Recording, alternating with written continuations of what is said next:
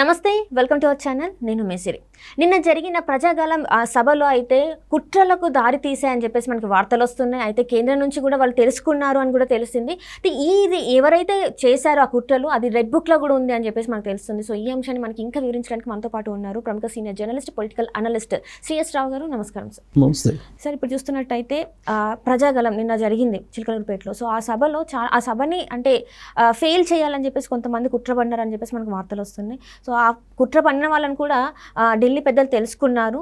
అంటే వీళ్ళ పేర్లు ఆల్రెడీ లోకేష్ గారు రెడ్ బుక్లో కూడా ఉన్నాయని చెప్పేసి మనకు వార్తలు వస్తున్నాయి. ఇందులో వాస్తవం ఉందంటారు సార్?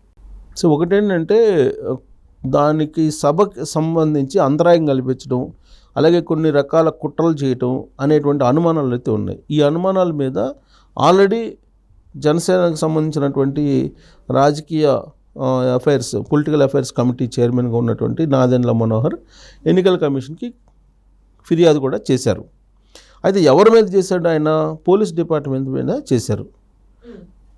పోలీస్ డిపార్ట్మెంట్లో ఉండేటువంటి వాళ్ళు మిస్యూజ్ చేయడంతో పాటు వాళ్ళు నిర్లక్ష్యం చేశారు. అందుకే ఆ సభలో డిస్టర్బెన్స్ చోటు చేసుకుంది అనేది ఆయన యొక్క అభిప్రాయం. ఆ మేరకు ఎన్నికల కమిషన్ కూడా కంప్లైంట్ చేయటం జరిగింది. ఇదొకటి. రెండేంటంటే ఏ విధంగా మిస్యూజ్ చేశారు. ఇప్పుడు అక్కడ ఉన్నటువంటి కలెక్టర్ కానీ లేదంటే ఎస్పీ కానీ వాళ్ళు పర్యవేక్షించాలి, బట్ వాళ్ళు పాసులు రిలీజ్ చేయాలి. వాళ్ళ సంతకాలతోటి కొన్ని ఖాళీ పాసులు అంటే పేర్లు లేకుండా ఎంటీ పాసులు ఇష్యూ చేశారు. ఆ ఎంటీ పాసులు ఇష్యూ చేసినటువంటి క్రమంలో కొంతమంది వైఎస్ఆర్ కాంగ్రెస్ పార్టీకి సంబంధించినటువంటి స్లీపర్ సెల్స్ ఎవరైతే ఉన్నారో వాళ్ళు ఎంటర్ అయ్యారు. ప్రతి బ్యారక్ అంటే ఒక గ్యాలరీ, ప్రతి గ్యాలరీకి దాదాపు కొన్ని వందల గ్యాలరీలు ఏర్పాటు చేశారు. సో ప్రతి గ్యాలరీకి కూడా ఒక 15 మంది ఎంటర్ అయ్యారు. వ్యూహాత్మకంగా ఎంటర్ అయ్యి డిస్టర్బ్ చేయాలని చెప్పి ట్రై చేశారు ప్రోగ్రామ్ని. దాంట్లో భాగంగానే అక్కడ ముందున్నటువంటి వాళ్ళు ఈ కన్సోల్లోకి రావటం, మైక్ డిస్టర్బ్ చేయటం, ఇవన్నీ కూడా చేశారు. వ్యూహాత్మకంగానే చేశారు. ఇది కుట్రపూరితంగా చేశారనేది ఇప్పుడు తెలుగుదేశం పార్టీ, జనసేన భావిస్తూ ఉంది. సో బీజేపీ కూడా భావిస్తుంది. దీంతో ఢిల్లీ ఒక నిఘా పెట్టింది. కానీ ఏంటంటే ప్రధానమంత్రి హోదాలో నరేంద్ర మోడీ ఎక్కడికి వెళ్ళినా కానీ ముందు రోజే ఆ ఆవరణ మొత్తాన్ని కూడా ప్రధానమంత్రికి సంబంధించినటువంటి సెక్యూరిటీ విభాగం హ్యాండ్ ఓవర్ చేసుకుంటుంది. ప్లస్ నరేంద్ర మోడీ యొక్క ప్రతి అడుగు వాళ్ళే మానిటర్ చేస్తారు. కేంద్రం సంబంధించినటువంటి బలగాలే మానిటర్ చేస్తూ ఉంటారు. నరేంద్ర మోడీ ఏ టైంలో ఎక్కడికి వెళ్ళాలి, ఎక్కడి నుంచి ఎక్కడికి వెళ్ళాలి, ఏ ప్లేస్ నుంచి ఏ ప్లేస్కి వెళ్ళాలి, ఆ ప్లేస్లో ఎంత టైం ఉండాలి, ఇవన్నీ కూడా వాళ్ళ సెక్రటరీస్ ఫిక్స్ చేసేస్తారు ముందే. చాలా పక్కా ప్లాన్ ఉంటుంది. సో కాబట్టి ముందు రోజే అంటే ఆదివారం సభ జరిగింది, శనివారం రోజే ముందు హ్యాండ్ ఓవర్ చేసుకొని ఉంటారు మొత్తం. తర్వాత planning, time to time schedule ఎలా ఉంటుంది, నరేంద్ర మోడీ ఎక్కడ ల్యాండ్ అవుతారు, అక్కడి నుంచి ఎవరు రిసీవ్ చేసుకుంటారు, ఆ లిస్ట్ కూడా ముందే తయారవుద్ది. ఆ తర్వాత డయాస్ మీదకి వచ్చేటప్పుడు డయాస్ మీద ఎవరెవరు రిసీవ్ చేసుకోవాలి, ఆ డయాస్ మీద ఎంతసేపు నరేంద్ర మోడీ అక్కడ ఉండాలి అనేది క్లియర్గా ఉంటుంది. మొత్తం టోటల్ పిక్చర్ ఉంటుంది. సో ఇంత ప్రణాళికాబద్ధంగా చేసినప్పటికి కూడా మొత్తం అక్కడ కుట్ర జరిగింది అనే దానికి ఉదాహరణ ఏంటంటే పవన్ మాట్లాడుతున్నప్పుడు కొంతమంది లైటింగ్ సంబంధించినటువంటి స్తంభాల మీద ఎక్కువ ఉంటాం, ఇవన్నీ కూడా చూశారు నరేంద్ర మోడీ. చూసి పవన్ మాట్లాడుతున్నట్టు మాటలను ఆపేసి ప్రోటోకాల్కి విరుద్ధంగా, అంటే జనరల్గా ఎవరైనా మాట్లాడేటప్పుడు పవన్ ఆప్ అన్నాడు. ఆయన ఆపేసి ఆయన ప్రసంగాన్ని ఆపి ఆ ముందు ఆ పోల్స్ మీద ఉన్నటువంటి వాళ్ళని దిగమని చెప్పండి అని చెప్పి ఆయనే డైరెక్ట్గా ఆదేశాలు చేశారు.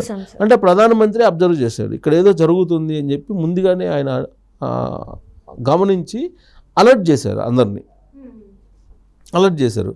అది అయిపోయిన తర్వాత కొద్దిసేపు మైక్ డిస్టర్బ్ అయింది. ఆ తర్వాత నరేంద్ర మోడీ ప్రసంగానికి వచ్చిన తర్వాత కంప్లీట్గా మైక్ 2-3 సార్లు డిస్టర్బ్ అయిపోయింది. డిస్టర్బ్ కావడంతో ఎందుకు డిస్టర్బ్ అయింది అని అంటే అక్కడ ఉండేటువంటి వాళ్ళు ముందుకు తోసుకొని రావటం, ఇవన్నీ జరిగినట్టు నరేంద్ర మోడీ కూడా గమనించారు. అయితే ఈ మొత్తం ప్రోగ్రామ్ డిస్టర్బెన్స్ ఎక్కడయింది, ఎందుకు అయింది, ఎవరు చేశారు అనే దాని మీద ఈ ప్రోగ్రాం మొత్తం అయిపోయిన తర్వాత పిఎంఓ ఆఫీస్, ప్రధానమంత్రి కార్యాలయం ఢిల్లీ ఏదైతే ఉంటుందో ఆ పిఎంఓ ఆఫీస్ మానిటర్ చేస్తుంది. కంప్లీట్గా మానిటర్ చేసినటువంటి క్రమంలో 2 పేర్లు ప్రధానంగా బయటకు వచ్చాయి. వాళ్ళిద్దరు కలిసి చేశారు అని చెప్పి. ఎవరు వాళ్ళిద్దరు అని అంటే నేను కొన్ని హింట్లు ఇస్తాను. రాష్ట్రానికి సంబంధించినటువంటి ఒక కీలకమైనటువంటి ఐపీఎస్ అధికారి, రాష్ట్రంలో ఉండేటువంటి ఒక కీలకమైనటువంటి ఐపీఎస్ అధికారి. ఆయన జగన్మోహన్ రెడ్డికి అత్యంత సన్నిహితుడు. ఈ మధ్యకాలంలో రాష్ట్రంలో ఎక్కడెక్కడ ఎవరెవరు ఉండాలి అంటే ఎన్నికల కోడ్ రాకముందే ఎక్కడెక్కడ ఎవరెవరు ఉండాలి అనేది మొత్తం ప్లాన్ చేసేసి ఆ మేరకు బదిలీలు చేసినటువంటి ఐపీఎస్ అధికారి ఆయన. జగన్మోహన్ రెడ్డి ఎంత చెప్తే అంత వినేటువంటి వాళ్ళని, లేదా వైఎస్ఆర్ కాంగ్రెస్ పార్టీకి సంబంధించి కరుడు కట్టినటువంటి ఐపీఎస్లు కొంతమంది ఉంటారు, వాళ్ళని ఎక్కడ డిప్యూట్ చేయాలో అక్కడ డిప్యూట్ చేసేసాడు ఆయన, చేసి ఉంచేసాడు. సో ఇప్పుడు ఈ సభ జరుగుతున్నటువంటి ప్రాంతంలో ఎవరెవరు ఐపీఎస్లు ఉన్నారు, వాస్తవంగా నరేంద్ర మోడీ వస్తున్నారంటే ఐజీ స్థాయి అధికారులు, డిఐజీ స్థాయి అధికారులు వీళ్ళందరూ పర్యవేక్షణ చేస్తూ ఉంటారు. కానీ అక్కడ జరిగింది దానికి విరుద్ధంగా ఉంది. కాబట్టి అక్కడ ఎవరు చేశారంటే ఈయనే తెలుగుదేశంకి వ్యతిరేకంగా ఉండేటువంటి వాళ్ళని నియమించడం కారణంగా జరిగినటువంటి ఈ కుట్ర అనేది ఒకటి. రెండు, నెక్స్ట్ ఆఫీసర్ ఎవరు అని అంటే మొత్తానికి సంబంధించి ఏం జరుగుతుంది ముందు నుంచి అబ్జర్వ్ చేసేసి పోలీస్ డిపార్ట్మెంట్ అనగానే పలానా రోజు అక్కడ ఏం జరుగుతుంది, పలానా రోజు అక్కడ ఏం జరుగుతుంది, అక్కడ ఎవరెవరు ఉన్నారు, ఎవరెవరు వస్తున్నారు, ఎవరు ఏదైనా జరిగే అవకాశం ఉందని ముందే పసిగట్టేటువంటి విభాగానికి కీలకమైనటువంటి ఐపీఎస్గా ఉన్నటువంటి ఒక అధికారి, కీలకంగా ఉండేటువంటి ఒక అధికారి. ఆయన యాక్చువల్గా ముందే తెలుగుదేశం పార్టీ వాళ్ళు ఇచ్చారు 15 లక్షల మంది వచ్చేటువంటి అవకాశం ఉంది. మొత్తం డయాస్ వివరాలు, మొత్తం గ్రౌండ్ వివరాలు, పబ్లిక్ వచ్చేటువంటి వాళ్ళ వివరాలు, అలాగే ఏ రూట్లో వస్తారు, పార్కింగ్ ప్లేస్లు, ఇవన్నీ కూడా ముందే చెప్తారు. దాన్ని బట్టి పోలీసులు అరేంజ్ చేసుకోవాలి. ఇవన్నీ ఒకవేళ ఇన్ని ఏర్పాట్లు చేసినప్పటికీ ఏదైనా జరగరానిది జరుగుతుందేమో అని పసిగట్టాల్సింది నిఘా విభాగం.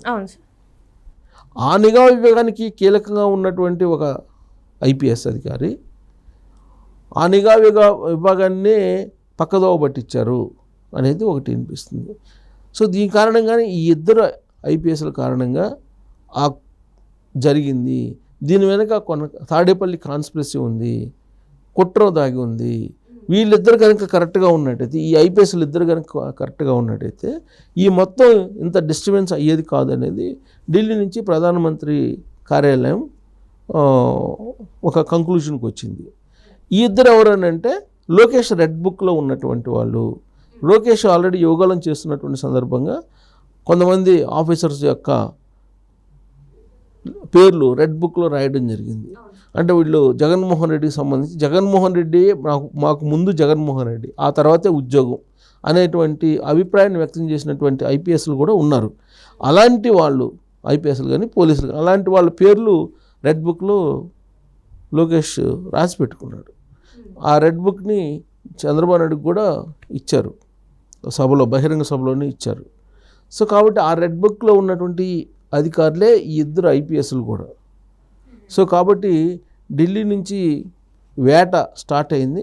ఆ వేట ఏ విధంగా ఉంటుంది, వేటు వేసేలాగా ఉంటుందా, లేదంటే బదిలీ చేసేలాగా ఉందా, లేదా సస్పెండ్ చేసేలాగా ఉందా, అసలు ఏ స్థాయిలో వాళ్ళ మీద చర్యలు తీసుకుంటారు అనేది మనం వెయిట్ చేయాలి. ఇప్పటికే ఎలక్షన్ కమిషన్ కంప్లైంట్ వెళ్ళింది, ఢిల్లీ నుంచి కూడా పిఎం ఆఫీస్ నుంచి మానిటరింగ్ చేస్తున్నారు.